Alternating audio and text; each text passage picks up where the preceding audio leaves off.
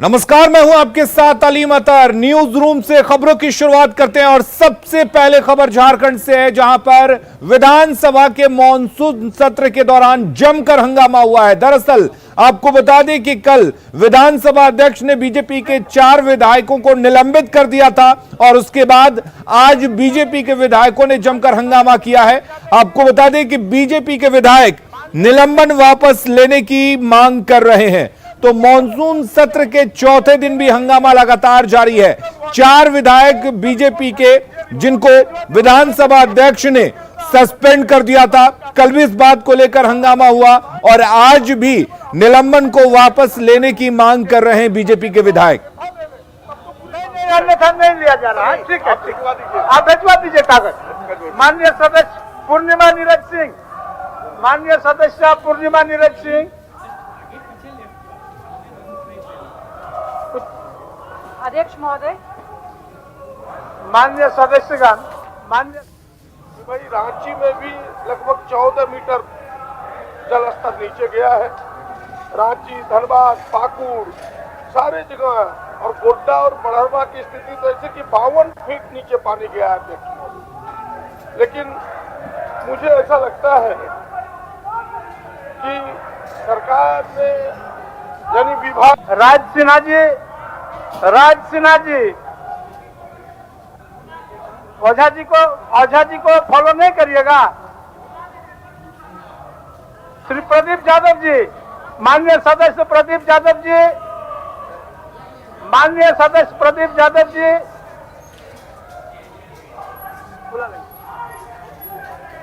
अध्यक्ष महोदय, मेरा जो प्रश्न है वो ग्राउंड वाटर लेवल से लेकर के है, जिसकी चिंता हमरे पर भी आरोप लगाने से चुपते नहीं है।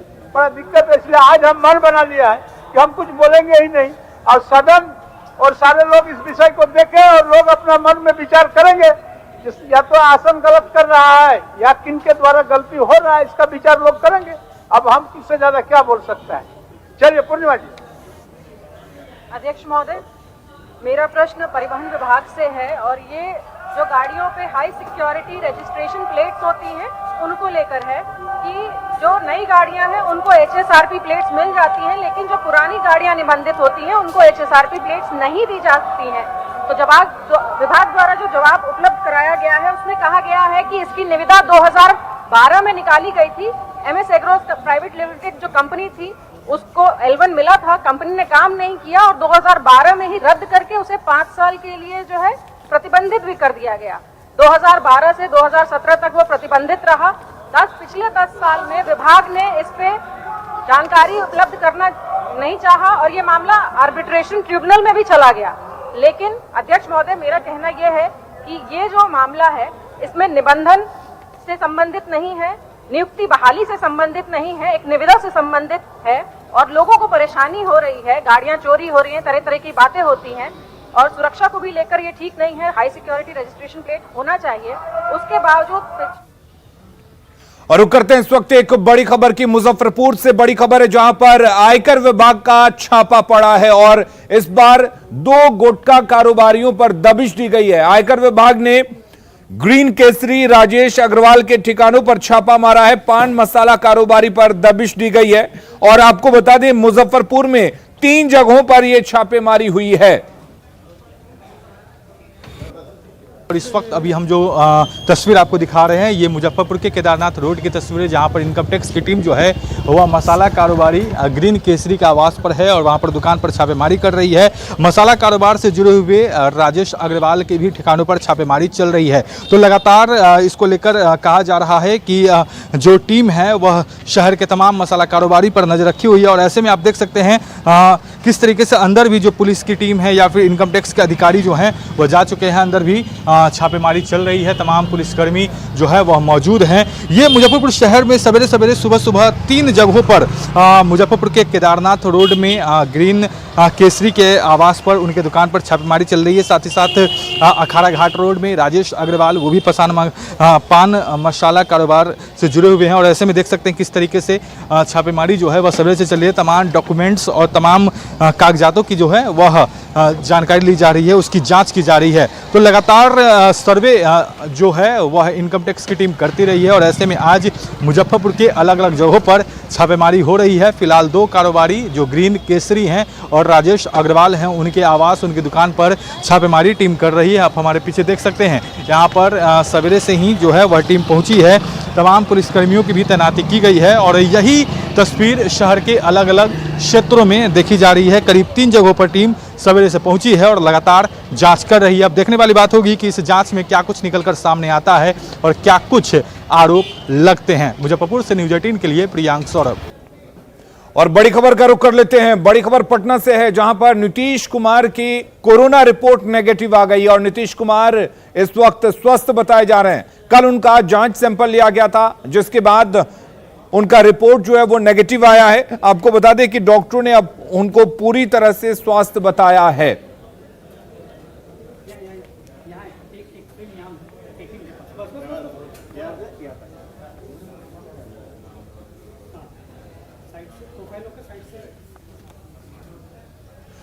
और अब बात करते हैं बिहार में बाढ़ के आशंका की। और जिस तरह से नदियां यहां पर उफान पर हैं, एक बार फिर से बिहार के लोगों को बाढ़ का डर सता रहा है।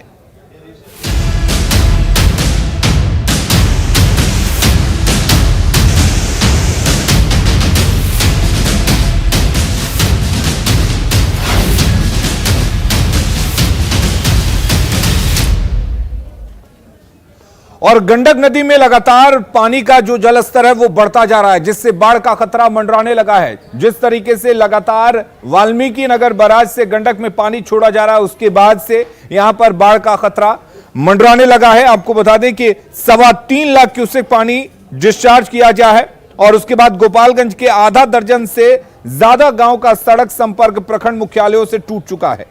रामनगर +2 स्कूल समेत 6 प्रखंड के 12 से ज्यादा गांव में पानी फैल चुका है। सड़कों पर भी कमर भर पानी भरने से वाहनों का परिचालन पूरी तरह से ठप हो चुका है।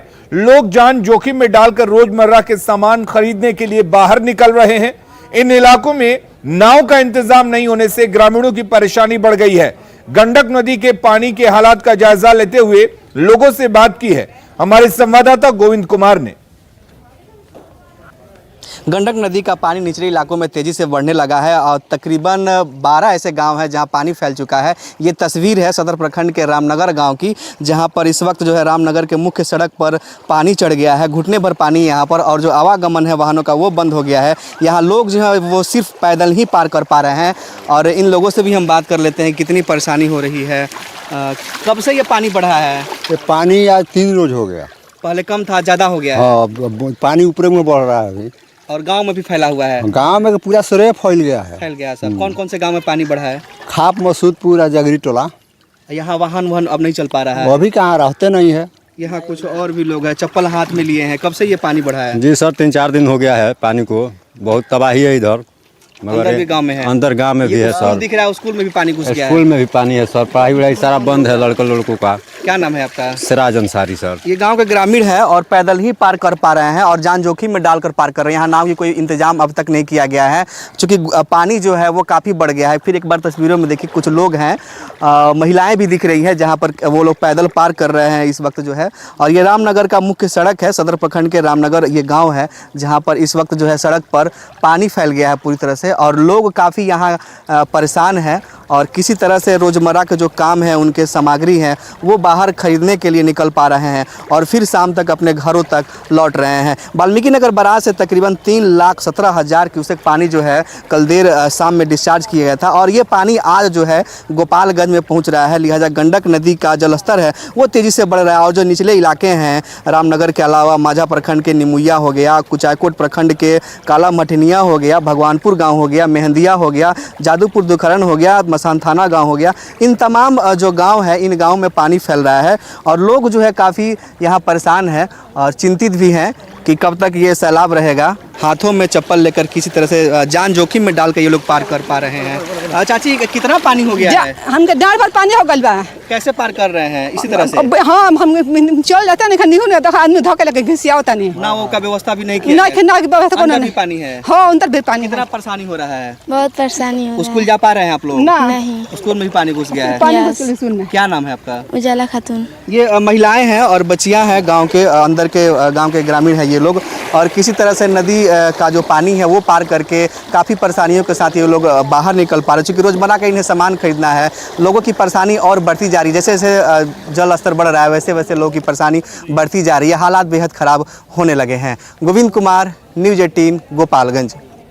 और नेपाल के तराई इलाकों में लगातार बारिश हो रही है, जिसकी वजह से आप समझ सकते हैं कि कोसी में जो पानी का जल स्तर है वो लगातार बढ़ता जा रहा है। आपको बता दें कि सुपौल में कोसी बैराज के 35 फाटक खोल दिए गए हैं, जिसकी वजह से तटबंध के भीतर बसे बड़ी आबादी के लिए बाढ़ का खतरा उत्पन्न हो गया है। प्रशासन का दावा है कि हर जगह लोगों के लिए नाव की व्यवस्था की गई है, लेकिन स्थानीय लोग बताते हैं कि इन नावों में दम नहीं है। संवाददाता अमित झा की यह रिपोर्ट देखिए।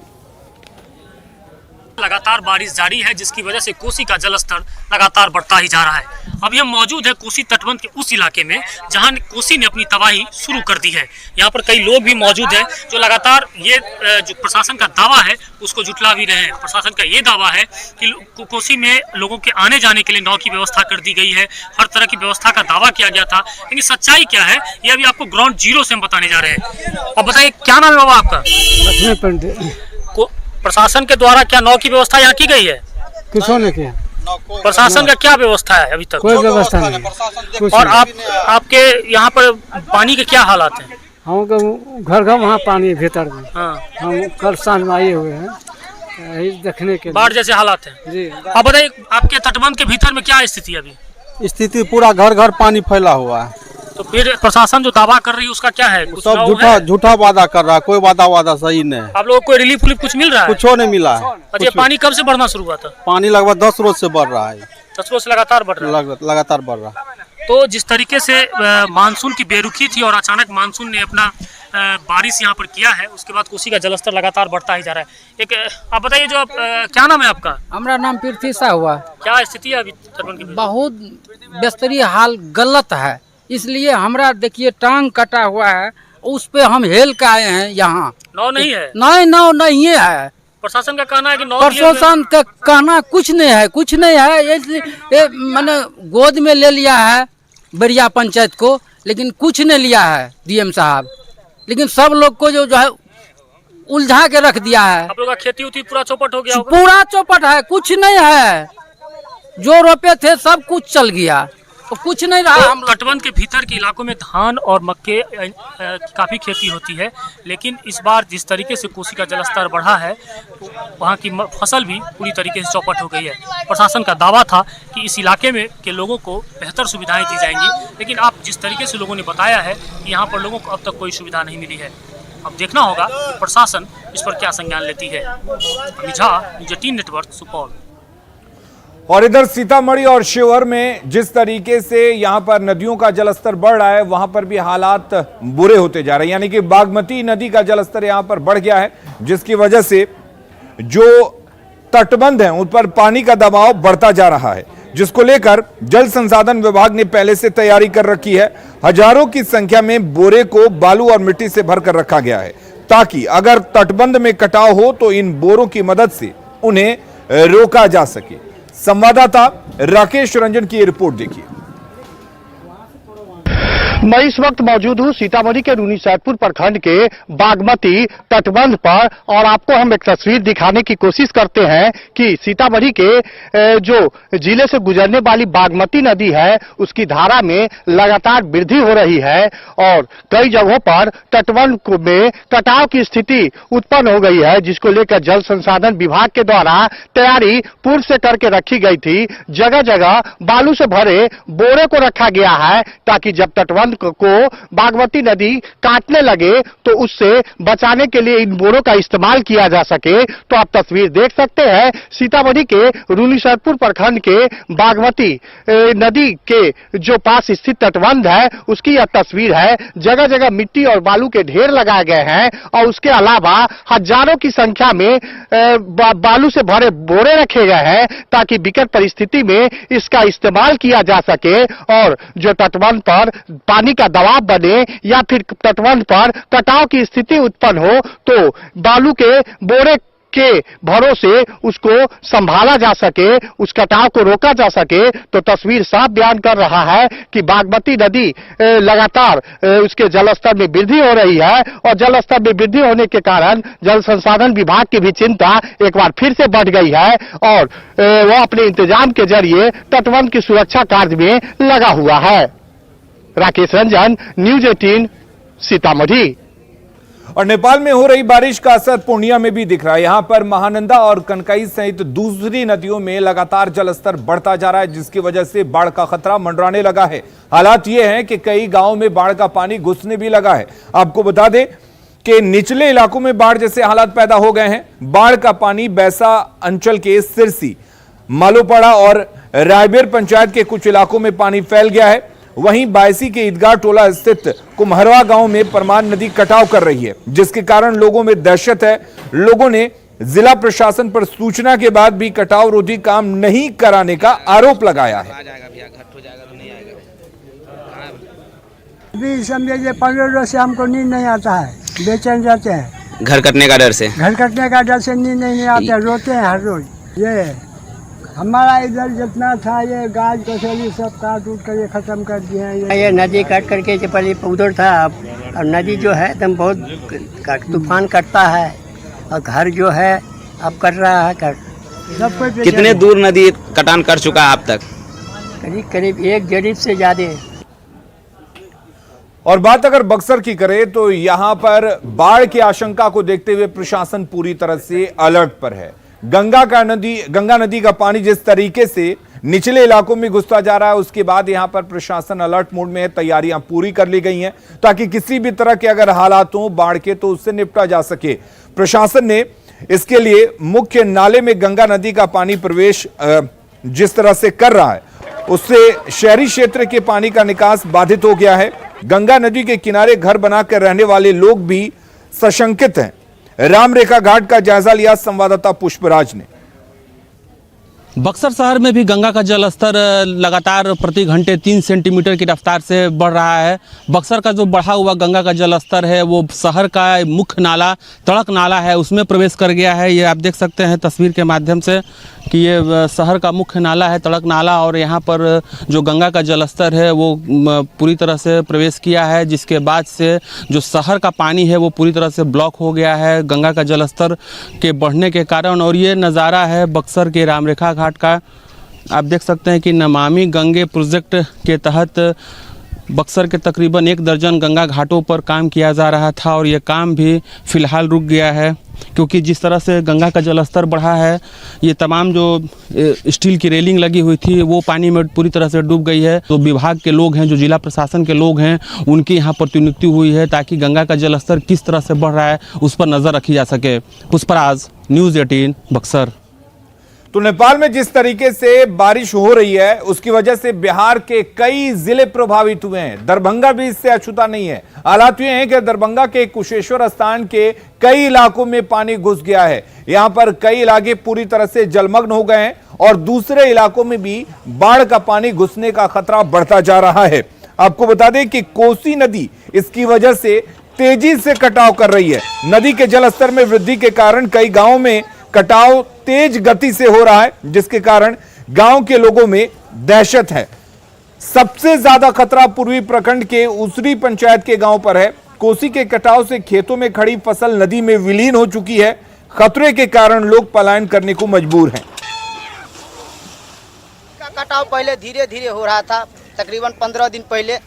आज की कटाव इतना तेजी से हो रहा है कि 100 मीटर के लंबाई काटकर नदी में बन गया। अभी हमारे 10 मीटर की दूरी स्कूल बचा हुआ है। हम लोग 5000 की आबादी जनसंख्या है। यदि हमारे स्कूल कट जाता है तो हमारे गांव के बच्चे कहाँ पढ़ेंगे। इसलिए मैं कहना चाहता हूं कि जो भी सुविधा हो वो किया जाए। और बात अगर शिवहर की करें तो यहां पर भी नेपाल में हो रही बारिश का असर दिख रहा है। जिस तरीके से कोसी नदी में पानी का जो जल स्तर है वो बढ़ता जा रहा है, उसके बाद से शिवहर के कई इलाकों में पानी जो है वो घुस गया है। आपको बता दें कि यहां पर लगातार बारिश की वजह से बागमती नदी के जलस्तर में वृद्धि जारी है। शिवहर मोतिहारी स्टेट हाईवे 54 पर बेलवा और देवापुर के बीच कच्ची सड़क पर पानी का तेज बहाव दूसरे दिन भी जारी है, जिसके कारण शिवहर मोतिहारी स्टेट हाईवे पर आवागमन पूरी तरह से बंद हो गया है। वहीं नरकटिया गांव की तरफ भी पानी के तेज बहाव होने लगा है। बाढ़ की संभावना को लेकर लोगों में दहशत का माहौल है।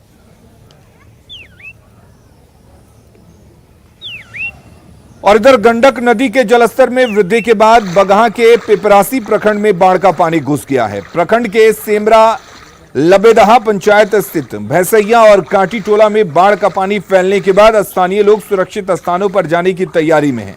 बाढ़ से लोग दहशत में जीने को मजबूर हैं। स्थानीय जनप्रतिनिधि लोगों के बीच राहत और बचाव काम में जुटे हुए हैं।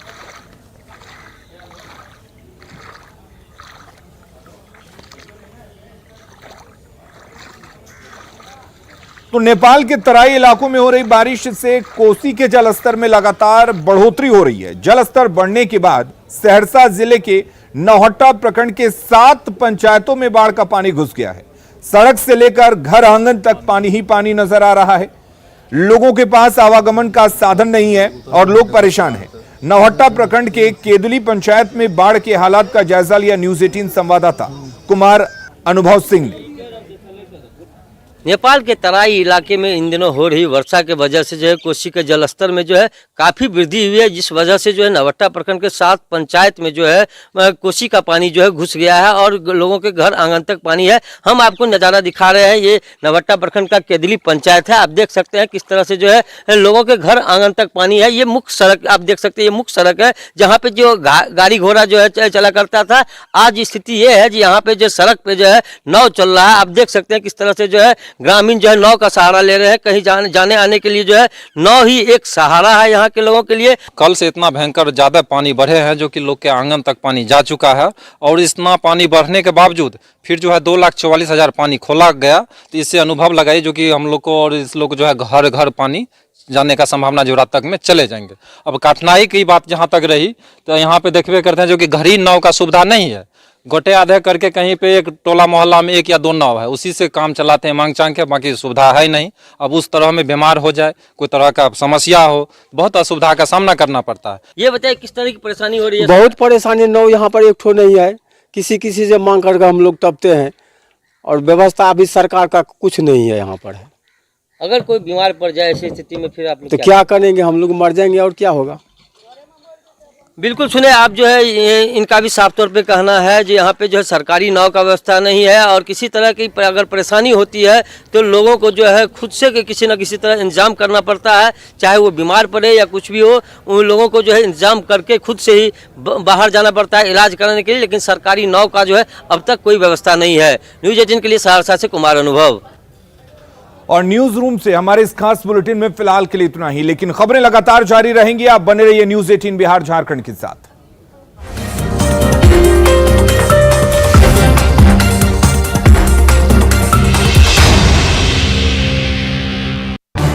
इस न्यूज हेडलाइंस के